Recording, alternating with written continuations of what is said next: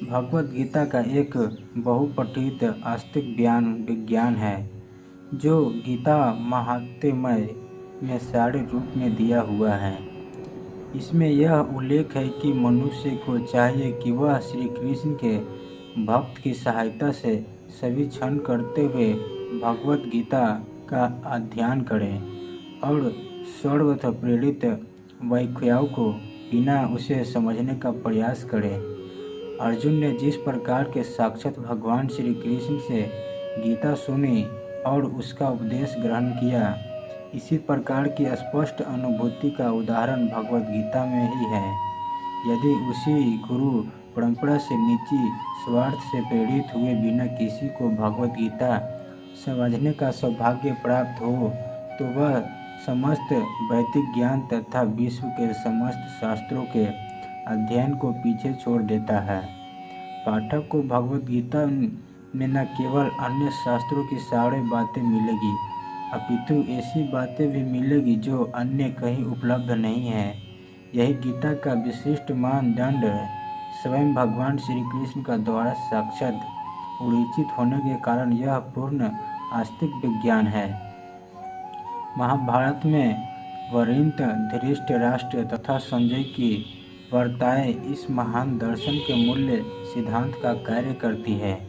माना जाता है कि इस दर्शन की प्रस्तुति कुरुक्षेत्र के युद्ध स्थल में हुई जो वैदिक युग में पवित्र तीर्थस्थल रहा। इसका प्रवचन भगवान द्वारा माने जाती है कि पथ प्रदर्शन हेतु तप किया गया जब वे इस लोक में स्वयं उपस्थित थे। धर्म क्षेत्र शब्द सामर्थक है क्योंकि कुरुक्षेत्र के युद्धि स्थल में अर्जुन के पक्ष में श्री भगवान स्वयं उपस्थित थे। गौरवों का पिता धृतराष्ट्र अपने पुत्रों की विजय की संभावना के विषय में आध्यात्मिक संदिग्ध या तथा अंत इसी संदेह के कारण उसने अपने सचिव से पूछा। उन्होंने क्या किया?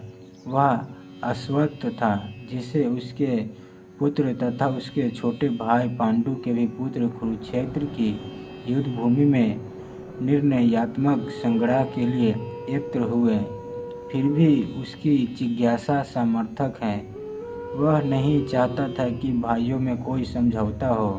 अंत वह युद्ध भूमि में अपने पुत्रों की नियमित भावी के विश्व में आश्वस्त होना चाह रहा था, क्योंकि इस युद्ध को कुरुक्षेत्र में लड़ना जाना चाहा था, जिसका उल्लेख वेदों में स्वर्ग के निवासियों के लिए भी तीर्थस्थल के रूप में हुआ। अंत धृतराष्ट्र अत्यंत भयभीत था कि इस पवित्र स्थल का युद्ध के परिणाम पर न जाने कैसा प्रभाव पड़े। उसे भली भांति ज्ञान था कि इस प्रभाव अर्जुन तथा पांडव के अन्य पुत्रों पर अत्यंत अनुकूल पड़ेगा, क्योंकि स्वभाव से भी सभी पुण्य आत्मा थे। संजय श्री व्यास का शिष्य था। अंत उनकी कृपा से संजय धृतराष्ट्र के कक्ष में बैठे बैठे कुरुक्षेत्र से युद्ध स्थल का दर्शन करता। इसलिए धृतराष्ट्र ने उसे युद्ध स्थल की स्थिति के विषय में पूछा।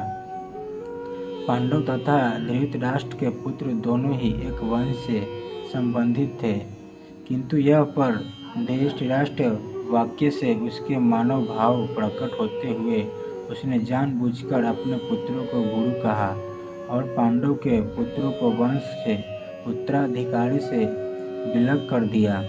इस तरह पांडु के पुत्रों अर्थात अपने भतीजे के साथ धृतराष्ट्र की विनिष्ट मन स्थिति समझ जा सकती थी।